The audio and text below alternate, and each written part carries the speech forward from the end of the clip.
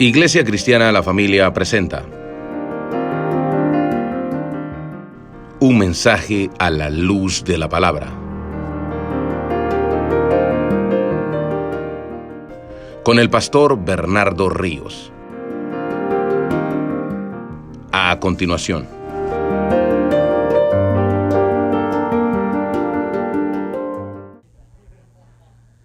Vamos a ir a Hechos, hermanos, capítulo 4, versículo 32. Hechos, capítulo 4, versículo 32. Y vamos a estar en pie el día de hoy para leer las Escrituras y poder, hermanos, hablar la palabra del Señor en este hermoso domingo que el Señor nos ha regalado. Hechos capítulo 4,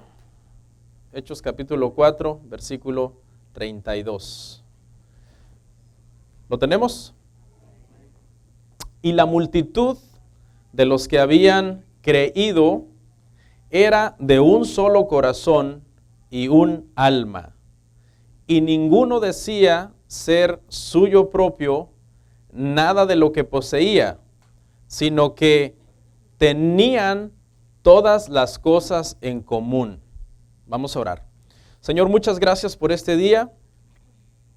Muchas gracias por este hermoso privilegio y bendición que me concedes de poder estar aquí delante de la congregación para hablar tu palabra. Señor, hemos adorado, hemos cantado, Señor, con toda nuestra alma, con todo nuestro ser. Y ahora nos disponemos, Padre, a oír tu palabra, Señor. Así que ayúdame a predicar este sermón con verdad y gracia para que todos tus hijos sean edificados, exhortados y consolados. En el nombre de Jesús, amén y amén. ¿Pueden sentarse, hermanos?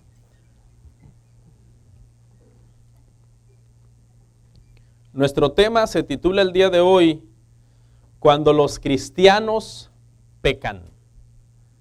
Cuando los cristianos pecan.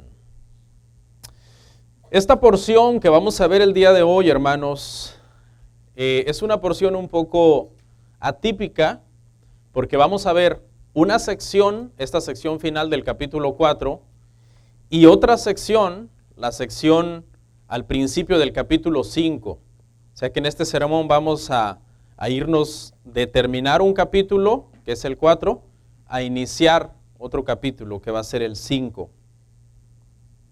Esta sección final de Hechos 4, 32 al 37, si usted ha leído Hechos muchas veces, se dará cuenta que pareciera como una repetición de Hechos 3, 43 al 47, donde habla de la vida de los primeros cristianos. Y estos versos, 32 al 37, pareciera de hecho una como repetición, donde se está hablando una vez más de la unidad de la iglesia, de lo hermosa que era la iglesia recién nacida, en su mayor estado de pureza y en su mayor estado de inocencia. Y la diferencia es que como esta historia la vamos a continuar en el capítulo 5, porque continúa el capítulo 37, el verso 37 del capítulo 4 pareciera que la historia termina, pero no. Cuando vamos al 5, verso 1, dice pero, y sabemos que ese pero está uniendo la historia anterior, es decir, hay un contraste entre lo que sucedió en esta última sección y lo que vamos a ver en la primera sección del capítulo 5. ¿Ok? ¿Y cuál es la diferencia entonces entre estas dos historias, entre estos dos pasajes? A pesar que se parecen, hermano, resulta que esta historia, cuando la continuemos viendo en el capítulo 5, no terminó feliz, como en Hechos 3, 43 al 47. Cuando tú la lees en Hechos 3, 43 al 47, es una historia que termina feliz. Pero cuando la leemos aquí y la terminamos de ver en Hechos 5, espero no estarlos enredando, ahí tiene usted su Biblia en mano, vaya comprobando lo que le estoy diciendo. Esta historia termina triste, es decir, se habla de la unidad de la iglesia y termina con una nota triste la historia. ¿Por qué? Porque unos hermanos de la iglesia, unos cristianos de la iglesia, cayeron en pecado, cometieron pecado. Y a causa de ese... Si ustedes quieren, hermano, cambiamos el micrófono. Ustedes me dicen, ¿sí? Porque yo me muevo. Va a ser imposible que esté aquí sin moverme. Porque me están diciendo que no me mueva.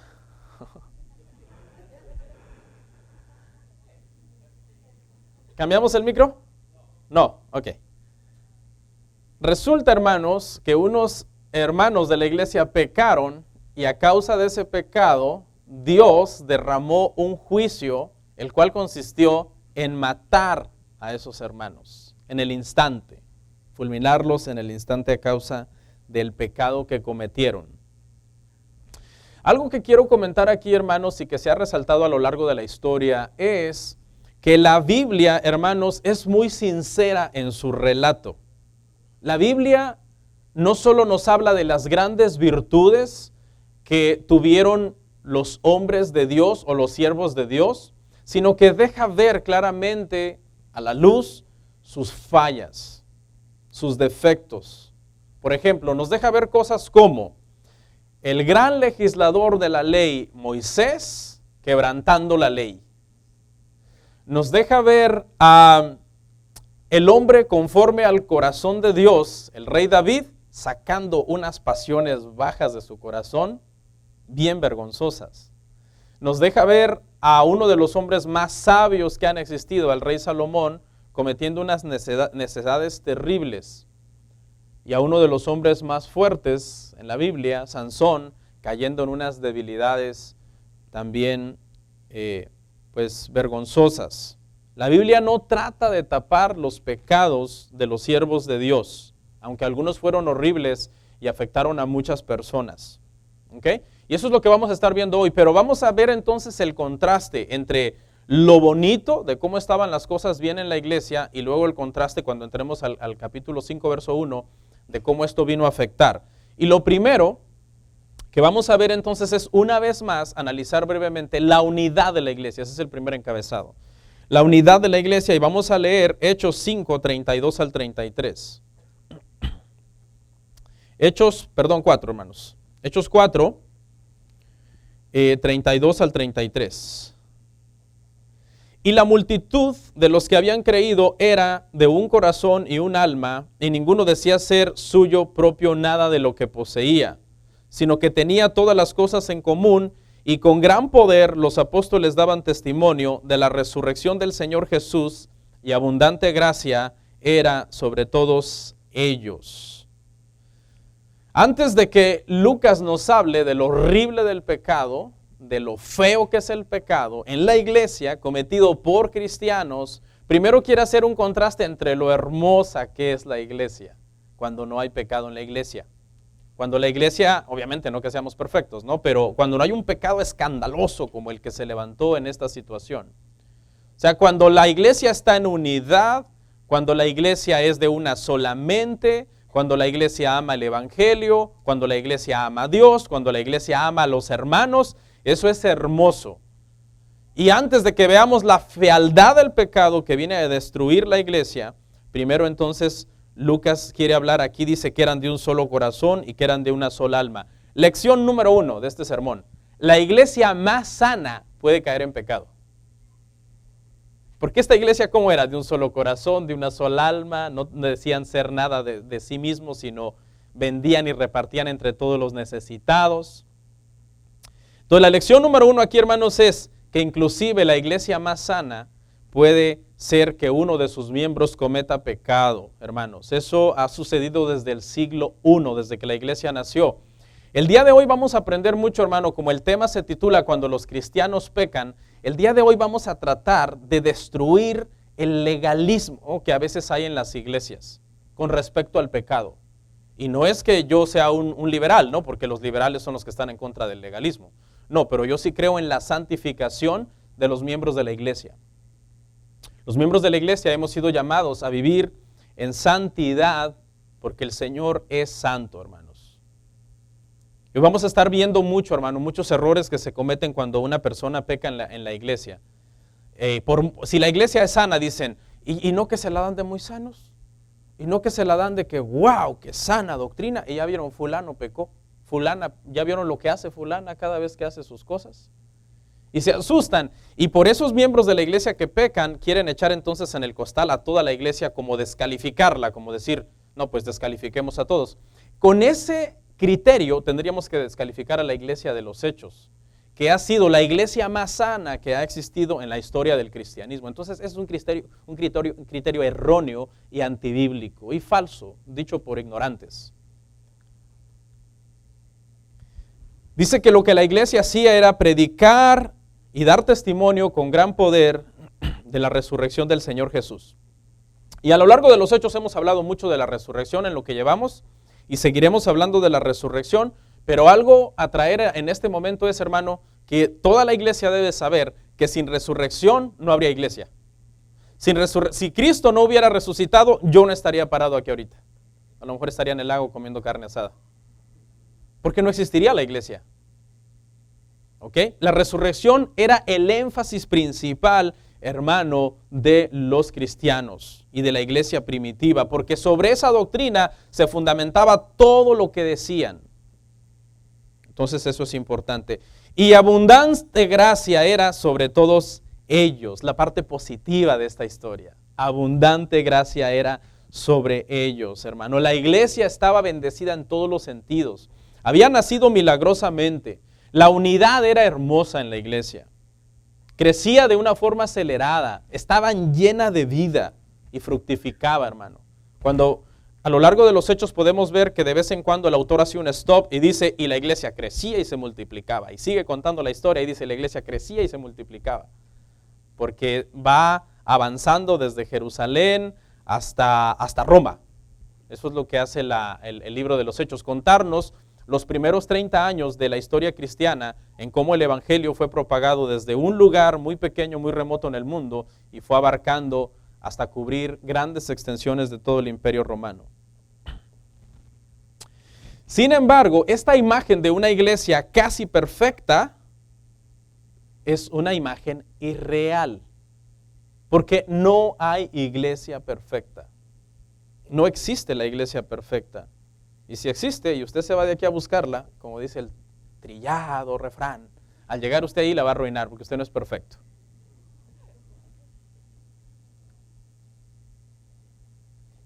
¿Por qué la iglesia no es perfecta? Porque la iglesia está compuesta por personas que fueron justificados por gracia, que eran unos pecadores, que están en un proceso de santificación que no ha terminado, ¿ok? Que va a terminar el día que mueran, y aún muertos todavía, parte de su redención será terminada cuando Cristo vuelva y sean glorificados. Aquí no hay nadie glorificado, aquí todos somos débiles y por la gracia de Dios somos lo que somos y tentados todos los días, y si no nos cuidamos, cualquiera puede caer. El que cree estar firme, mire que no caiga. El llamado es a nosotros a estar vigilantes constantemente en contra de las tentaciones, de las acechanzas del diablo, que anda como león rugiente buscando a quien devorar.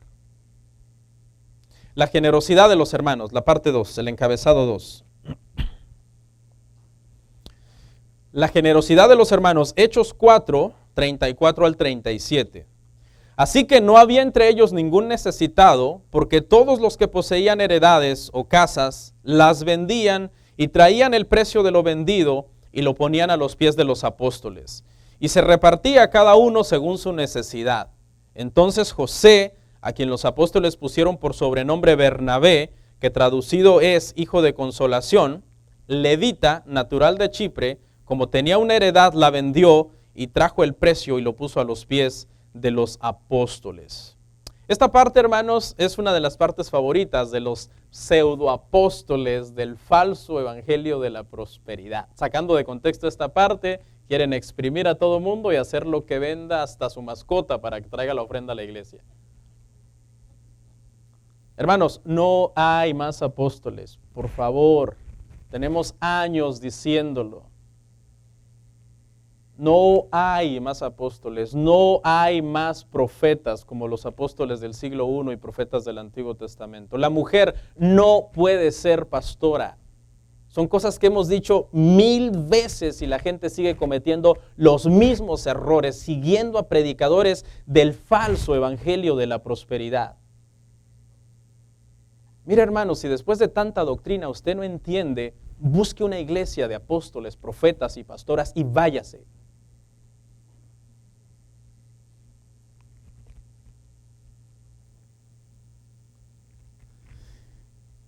Hay que aclarar, hermanos, que en el libro de los Hechos hay cosas que son mandatorias y hay cosas que son descriptivas. Por ejemplo, las cosas mandatorias son cosas como el bautismo. Los cristianos se bautizaban y es mandatorio que nosotros nos bauticemos. Pero cosas descriptivas como que los hermanos en el siglo I vendían sus propiedades y traían lo vendido, el precio de lo vendido a los pies de los apóstoles, no es mandatorio, es descriptivo. Es decir, solamente se nos está contando algo que ellos hicieron, impulsados por su generosidad y por dirección obviamente del Señor, pero que no es mandatorio para todos los cristianos. La lección general aquí es la generosidad en sí. No el que se estaba obligando a los hermanos a vender sus casas. Aquellos que lo hicieron de corazón y les nació en su corazón hacerlo, pues se les permitió que lo hicieran. Y los apóstoles no rechazaron esas cosas que traían. Y se repartía entre los pobres, porque eso es algo que también tenemos que ver. No es que los apóstoles se hicieron ricos después de que se traía el precio de todo lo vendido.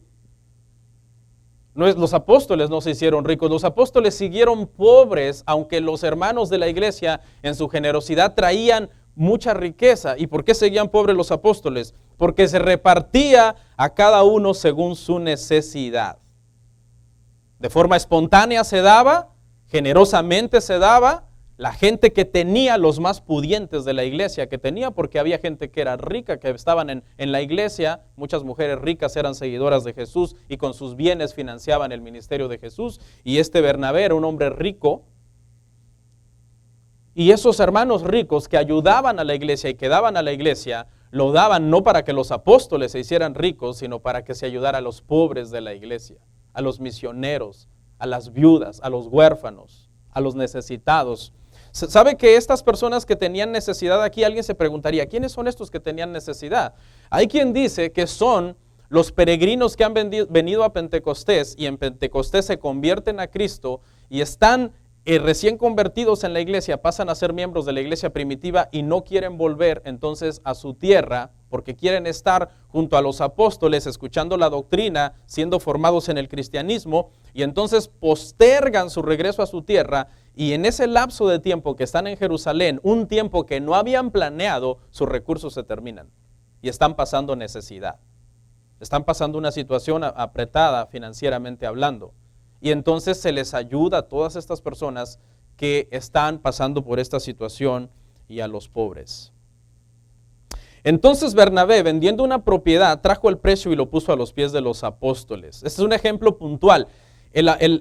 Lucas, el autor de este libro, de los Hechos, está diciendo, vamos a comparar a Bernabé con Ananías y Zafira. Y al rato les voy a contar la historia de ellos. Pero primero quiero que vean la disposición de este hombre, la bondad de este hombre, que era un hombre que tenía los medios para poder apoyar a la iglesia. Creo que aquí hay dos cosas importantes que me gustaría aclarar, hermano. La primera es que todo parece indicar que los que vendían sus casas eran aquellos que tenían dos casas. ¿Por qué? ¿De dónde saco esto? Esto lo saco porque más adelante dice que se reunían en sus casas los hermanos, en el capítulo 12, la casa de María, mamá de Marcos. Entonces ella ¿por qué no vendió su casa? No, porque no todos estaban obligados a vender sus casas. Todo parece indicar que quienes vendían sus casas eran pudientes que tenían dos casas, o tres casas, o propiedades extras. Y cuando se convirtieron en su generosidad dijeron, ¿yo para qué quiero tres casas? Y los hermanos padeciendo necesidad. Y vendieron una casa o dos casas y se quedaron en una casa. Esa es la primera cosa que quiero aquí aclarar, hermano. La segunda cosa es que las vendieron voluntariamente. No fue sugerencia de Pedro o de Juan, oye, tú que tienes tres casas, vende dos y dalas para la iglesia. No, porque nunca trabajaron de esa manera tratando de manipular a las personas. Yo aborrezco el falso evangelio de la prosperidad, hermano. Lo odio. Y me he ganado muchos enemigos por eso, porque aquí dentro de esta iglesia hay seguidores de esos predicadores. Y me odian a mí en lugar de odiar el falso evangelio que ellos predican.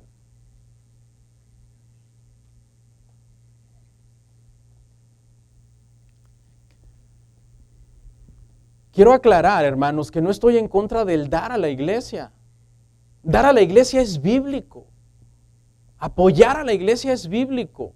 Es injusto que una iglesia bíblica esté pasando necesidad porque la gente no apoya a la iglesia, hermano.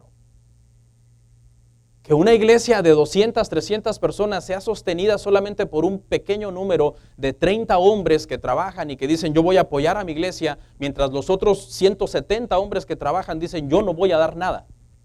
Es increíble. Estoy en contra del dar antibíblico, pero sería yo antibíblico si estoy en contra del dar. Porque dar es bíblico.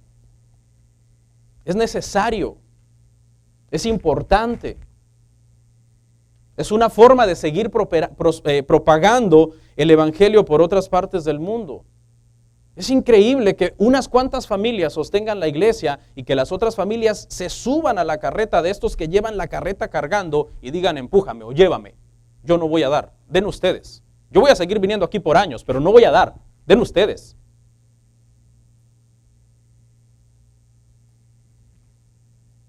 Y digo esto con pasión, hermano, ¿sabe por qué? Porque enseñarle a la iglesia a no dar y a no ser generosos es algo terrible, hermano. Una iglesia no generosa no es una iglesia sana. Las iglesias sanas son generosas por naturaleza. Usted sabe que un pastor aquí muy famoso, que ya ni quiero decir su nombre porque hay gente que también lo odia porque nosotros lo mencionamos, en la pandemia cerraron su iglesia un par de meses y entonces, ¿qué cree? Pues en la pandemia recogieron las ofrendas más grandes que nunca habían recogido en 50 años en la historia, con la iglesia cerrada. Y tú te preguntarás cómo, porque son una iglesia de sana doctrina y saben que ser generoso es parte de nuestro cristianismo. Siempre decimos, en la iglesia no se presiona a dar a nadie, y es verdad, yo no le puedo presionar, pero ¿sabe quién sí le presiona a usted? El Espíritu Santo. Y cuando usted tiene el corazón duro, usted le dice al Espíritu Santo, no voy a dar, y punto. Porque es increíble que un convertido, el Espíritu Santo, no ponga la pasión por sembrar también y por dar en su iglesia. Porque sembrar la semilla de la economía en la iglesia, eso está en las Escrituras. El que da escasamente, dijo el apóstol Pablo, no son mis palabras, son del apóstol Pablo. Cuando había que necesidad en la iglesia y había que dar a los pobres. Hermanos, es obligación de los miembros de una iglesia sostener a su iglesia económicamente. Si usted es una persona que no sostiene la iglesia cristiana, la familia, usted pregúntese si es miembro de la iglesia o no. ¿Qué pensaron? ¿Que yo nunca hablo de esto? Sí. Porque hay gente, hermano, que por años y años puede estar aquí y no apoya en nada. Y uno dice, wow, qué dureza de corazón tiene ese hombre. El pecado de los cristianos.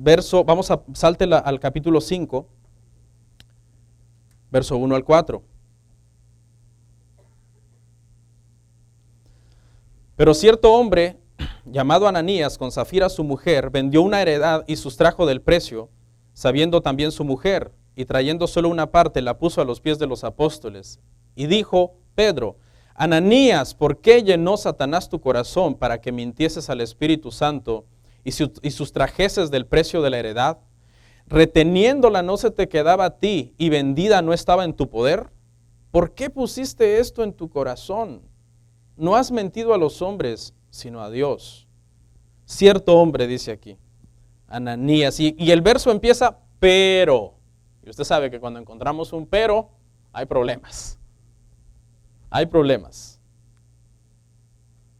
¿El problema cuál es? El problema es que la generosidad desinteresada y bien intencionada de hombres como Bernabé ahora está a punto de ser manchada por un par de personas que han caído en la hipocresía, que están buscando detrás de esta acción gloria personal, buena reputación dentro de la iglesia.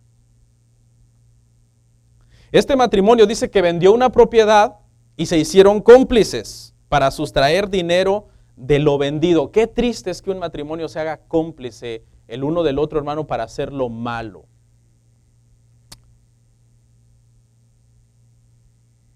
Por lo menos, hermano, que en alguno de ustedes quepa el temor. Si su esposa se está desviando porque no lee la Biblia, y lo único que pasa es metida en Facebook, repréndala y dile, lee la Biblia y ora. Y si usted anda mal, hombre, porque no quiere venir a la iglesia, es un perezoso, para trabajar si es muy activo, pues está bien que su mujer también lo reprenda. No se hagan cómplices el uno del otro, apapachándose el pecado el uno al otro. Estamos para llamarnos la atención el uno al otro en el matrimonio, en lo espiritual.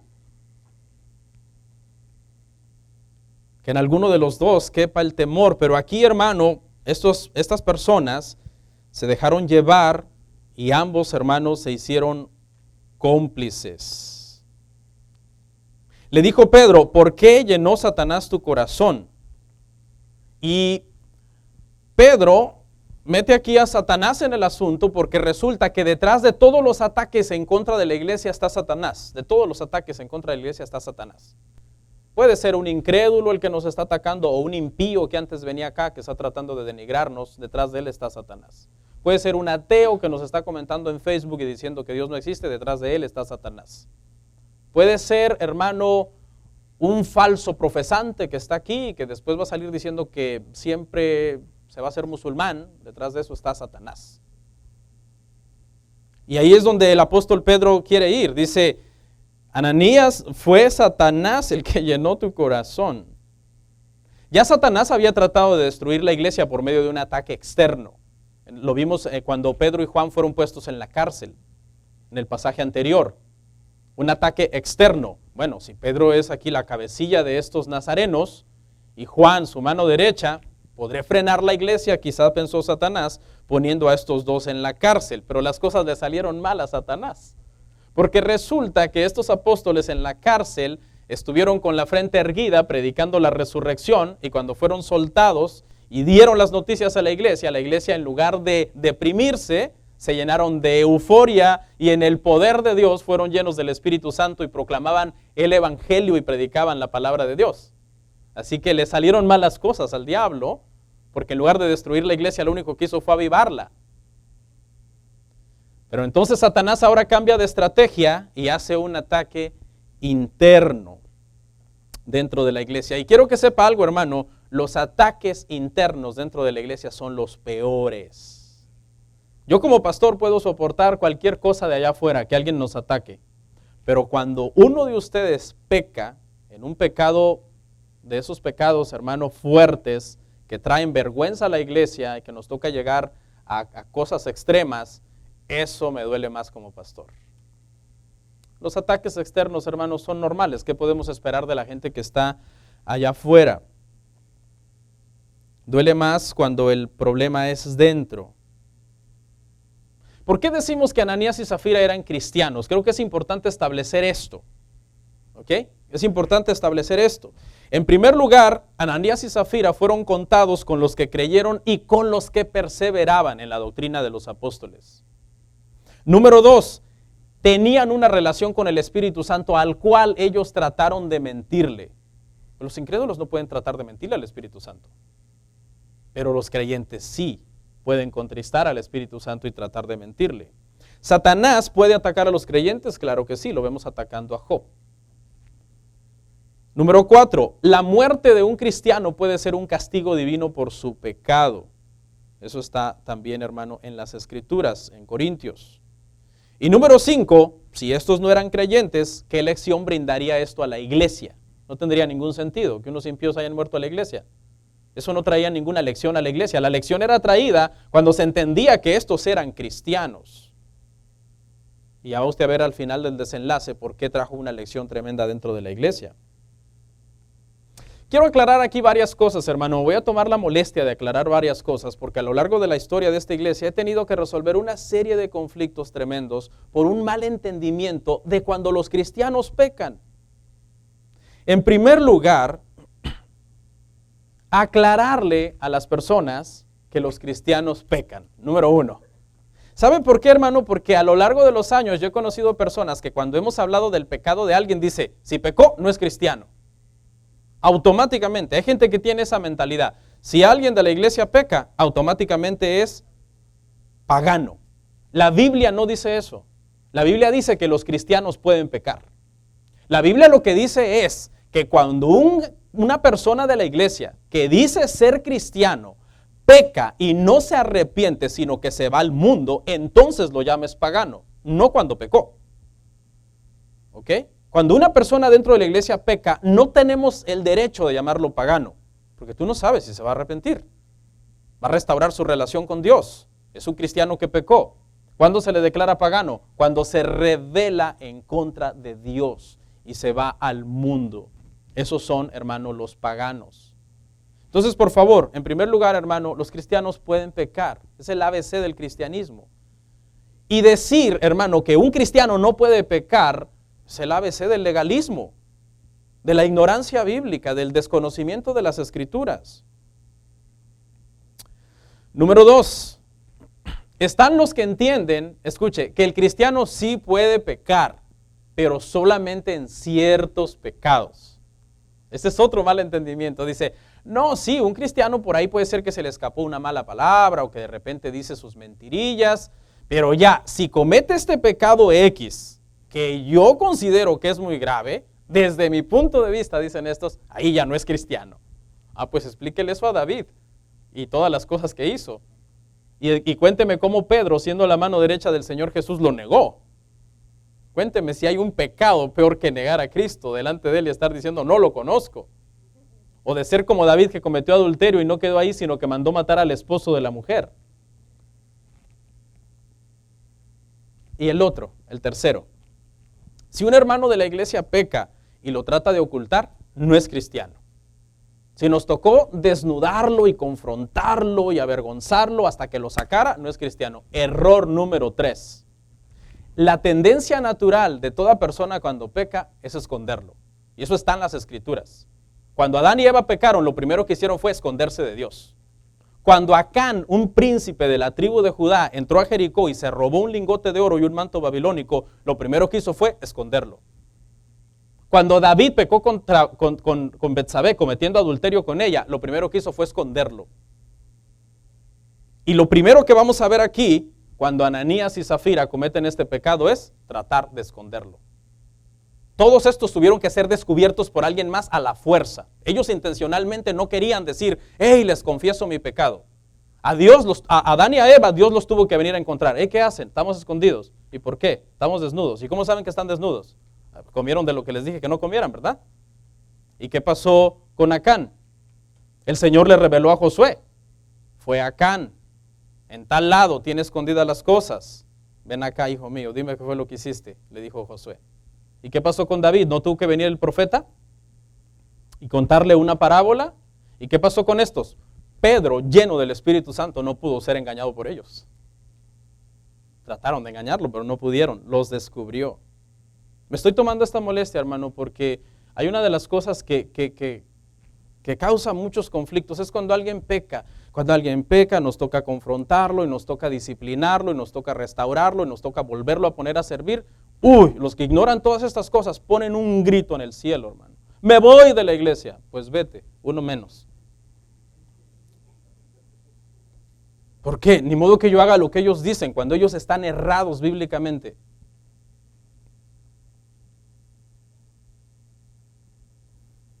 Una pregunta interesante es, si eran cristianos, ¿por qué Satanás llenó su corazón? Aquí lo que quiere decir es que fueron tentados y que estas personas se pusieron a entretener la tentación. Hay tantas cosas que me gustaría hablar de la tentación ahorita, pero no tengo tiempo.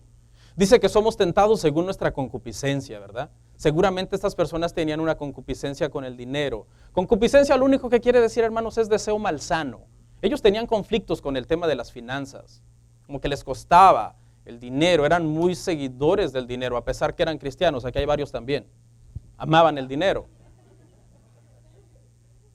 Entonces, Satanás conocía esa debilidad de ellos y los tentó por ahí. La Biblia no lo dice, yo estoy hablando todo lo que la Biblia dice de la tentación, porque Satanás llenó su corazón por medio de la tentación. Entonces, por ahí ellos tenían una debilidad.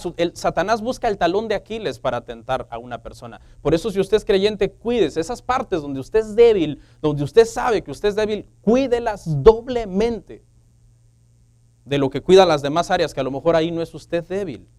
En segundo lugar, la Biblia también dice que no podemos ser tentados más allá de lo que podamos resistir. Eso quiere decir que estos pudieron resistir la tentación. Por eso Satanás llenó su corazón. Pudieron resistir y decidieron no resistir. En tercer lugar, la Biblia dice también que con cada tentación, en el momento de más presión, cuando tú la estás resistiendo, Dios daría la salida. Ellos pasaron por la salida. Vieron que ahí decía ex y dijeron, va, y nosotros seguimos en el plan de seguir diciendo que vendimos en tanto, aunque estamos mintiendo. Fueron tentados según su concupiscencia, no fueron tentados más allá de lo que podían resistir. Dios les dio una salida y ellos siguieron entreteniendo la tentación en su mente. A ese proceso se le llama que Satanás llenó su corazón. Si hay alguna virtud en el diablo, es la paciencia. Satanás, hermanos, es muy paciente en su empresa de tentar a los cristianos. Sus tentaciones pueden ser sutiles y paulatinas. Uno no cae en un pecado grave de la noche a la mañana. El diablo sabe eso. El diablo sabe eso. Por ejemplo, aquí puede haber un varón el día de hoy muy firme en el Señor. Lee las Escrituras, ora, cuida a su esposa, es un buen padre, es un buen cristiano, cumple con todos sus deberes. ¿Usted cree que el diablo es tan tonto de tentar a ese varón hoy domingo, para que mañana lunes cometa adulterio? El diablo sabe que no puede, que ese hombre está muy fuerte, que no va a cometer adulterio mañana, porque ese hombre, en cuanto esa tentación venga hoy, ¡pum!, la desecha. El diablo dice, sí, yo no puedo hacer que cometas adulterio mañana, porque estás muy fuerte, lo reconozco, pero sí puedo hacer que cometas adulterio en unos 3 años, a partir de hoy, en unos 5 años. Así que yo voy a trabajar tranquilo, te voy a ir poniendo semillitas en la mente, cositas, tentaciones, videos inapropiados, mujeres buscándote, personas provocándote, personas vistiéndose de forma provocativa delante de ti, o mujeres siendo demasiado amables contigo para que quizás tú malinterpretes su amabilidad.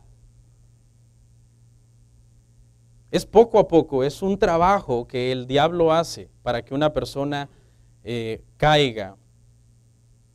Comienza con susurros como, por ejemplo, puede venir la tentación y tú dices en tu mente, cuando la tentación viene, tú dices, eso es malo. Tú le hablas a tu mente, porque hay que hablarle a nuestra mente con la palabra. Y entonces el diablo te puede contestar, sí es malo, pero no es tan grave como lo que hizo fulano. El diablo es astuto, hermanos. No, sí es malo, pero fulano lo hizo también, acuérdate. Y tenía un puesto más alto que tú en la iglesia y él lo hizo. ¿Quién eres tú para resistir si él no resistió? Una oferta de una tentación que el primer mes a un cristiano le puede parecer aborrecible, el 5.º mes, el 7.º mes, el 10.º mes puede ir debilitando su mente.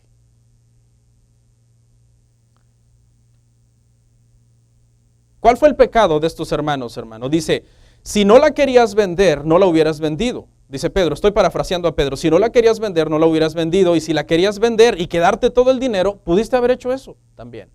¿Cuál fue el pecado aquí? Ellos querían ganar una doble ventaja. Por un lado, quedarse con parte del dinero. Esa es la primera ventaja. Segunda ventaja, obtener la reputación de generosidad, fingiendo que habían dado todo el dinero. Entonces están buscando dos cosas. Por un lado, vendemos, pero guardamos el dinero, una parte del dinero, decimos que lo entregamos todo, y con eso obtenemos nuestro segundo propósito, que es, wow, son igual de generosos que Bernabé, hasta más. Hay que aclarar entonces en sí, hermanos, que el pecado no fue quedarse el dinero, porque el dinero era ¿de quién? Era de ellos. El pecado no fue quedarse el dinero. El pecado fue mentir diciendo que no se habían quedado ninguna parte del dinero.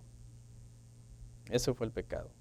Y le dice Pedro, no has mentido a los hombres, sino a Dios. Porque obviamente, hermanos, si hay algo que Dios aborrece el fingimiento. Y están tratando aquí de engañar a Dios, pero Dios no puede ser burlado. Y ya me imagino a Ananías, cuando Ananías es confrontado por Pedro, su esposa todavía no está ahí presente. Cuando Pedro llama a Ananías, ya imagino a Ananías, ahí viene el elogio. Ahorita nos va a elogiar el apóstol Pedro, porque dimos bastante, vendimos una propiedad y dimos. Pero Pedro está lleno del Espíritu Santo y no le pueden mentir, no lo pueden engañar. Y lo que viene más bien es la reprensión sobre la mentira que están tratando de hacer. Rapidito quiero comentar algo teológico dentro de este sermón, rapidito. Este es un pasaje clásico, hermano, que se usa para hablar de que el Espíritu Santo es Dios también. ¿Por qué? Porque en el verso 13 dice que le mintieron al Espíritu Santo y en el verso 4 dice que le mintieron a Dios. Esto implica dos cosas. Número uno, que el Espíritu Santo es una persona, no una fuerza, porque a una fuerza no le puedes tratar de mentir, pero a una persona sí. Y número dos, que si se está usando intercambiadamente esto para decir que se le mintió al Espíritu Santo, se le mintió a Dios, se está diciendo que esta persona es deidad, es Dios. Y ahora vamos a entrar al cuarto encabezado, o no sé cuál sigue, creo que es el tercero, el juicio de Dios sobre el pecado. El juicio de Dios sobre el pecado. Vamos a leer, hermanos, Hechos, capítulo 5, versos 5 al 10. Al oír Ananías estas palabras, cayó y expiró, y vino un gran temor sobre todos los que oyeron. Y levantándose los jóvenes, lo envolvieron, y sacándolo, lo sepultaron. Pasado un lapso como de 3 horas, sucedió que entró su mujer, no sabiendo lo que había acontecido. Entonces Pedro le dijo, dime, ¿vendisteis en tanto la heredad? Y ella dijo, sí, en tanto. Y Pedro le dijo, ¿por qué convinisteis en tentar al Espíritu del Señor? He aquí a la puerta los pies de los que han sepultado a tu marido, y te sacarán a ti. Al instante ella cayó a los pies de él y expiró. Y cuando entraron los jóvenes, la hallaron muerta y la sacaron y la sepultaron junto con su marido. Hermano, esta parte es una parte difícil de entender, porque estos hermanos ya dijimos que eran cristianos. Dijimos eso establecido con las Escrituras, hermano. Eran cristianos.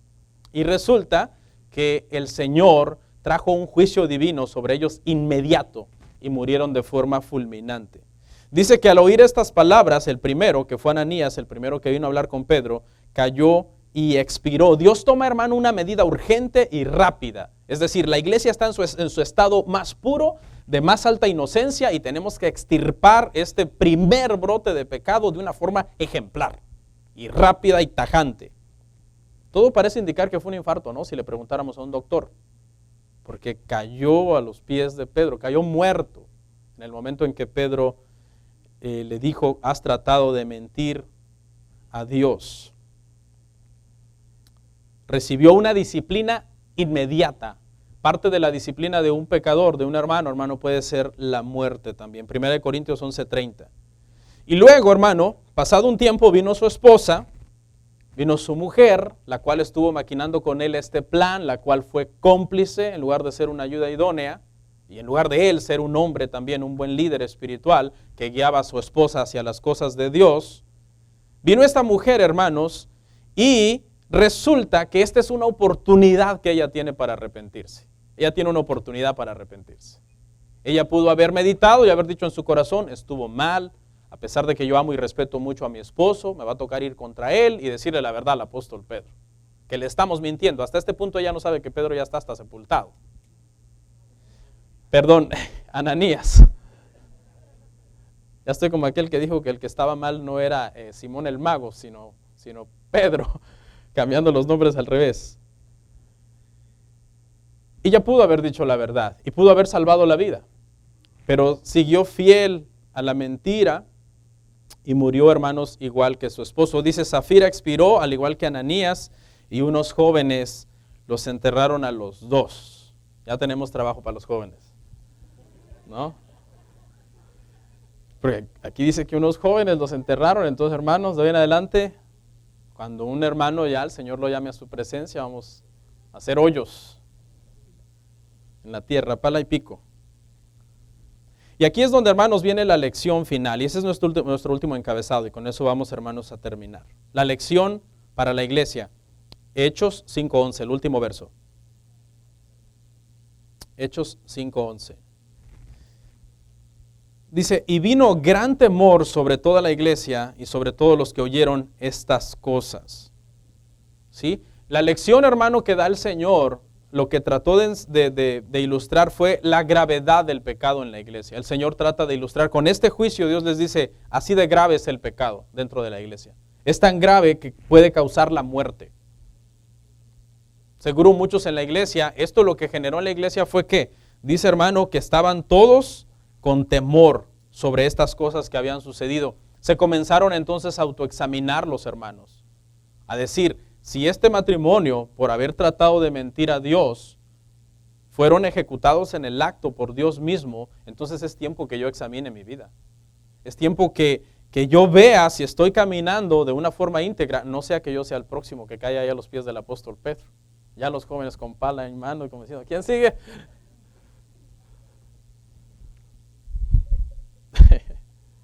No quiero ser el próximo en morir. Entonces esto fue lo que causó el temor dentro de la iglesia. Dice que cuando alguien peca en la iglesia, dice, repréndele duramente para que los demás se burlen de él. No, para que los demás teman. Eso dicen las escrituras. Hay una pregunta que mucha gente ha hecho. ¿Por qué Dios no siguió haciendo esto de matar a los hermanos pecadores en el acto? Deje de preguntar y dé gracias que no lo siguió haciendo. No estaríamos aquí. No estaríamos aquí. Dios tomó una medida disciplinaria ejemplar al principio, tratando de evitar que la corrupción fuera rápida y no lo siguió haciendo. Fue como cuando mandó el diluvio, ¿no? Mandó el diluvio, arrasó toda la tierra y dijo el Señor, no, ya no, dijo el Señor. Porque si no, 100 años después hubiera tenido que mandar otro diluvio y en esta sí tenía que matar a David, a Noé. Pero no, dijo el Señor, ya no, está bien, ya hice un diluvio y ya estuvo. Pareciera como que esa fue la actitud también aquí, que ya les di un ejemplo, una disciplina ejemplar, ya estuvo. Pero eso sí, podemos entender que retrasó la corrupción de pecado dentro de la iglesia. Pero para responder la pregunta, la respuesta es que Dios quiso entonces hacer esto, dar una lección ejemplar. Conclusión. La Biblia, hermano, es muy honrada en lo que nos habla. No omite los detalles de los pecados de los cristianos y su religión. La Biblia no está interesada como en hacerle un Photoshop a nuestra vida y a nuestra iglesia. Como diciendo, no, esto si lo pongo tal y como son los cristianos y las iglesias, ninguno de los incrédulos va a querer venir a la iglesia. Porque si un incrédulo viene, y comienza a leer aquí y dice, uy, esto hacían los cristianos, Ananías y Zafira, no, ya no vengo a la iglesia. La Biblia no quiere hacer ver a los cristianos como algo que no son. Somos humanos, redimidos, hermano, por la gracia del Señor. La Biblia no quiere presentar un cuadro, hermanos, idealizado de personas que solo pueden ser lo que son por la gracia de Dios. Y que todavía pueden pecar y fallar miserablemente mientras están vivos. Y que si no fuera, hermano, por el amor que el Padre nos tiene en Cristo Jesús, estaríamos perdidos. Oramos.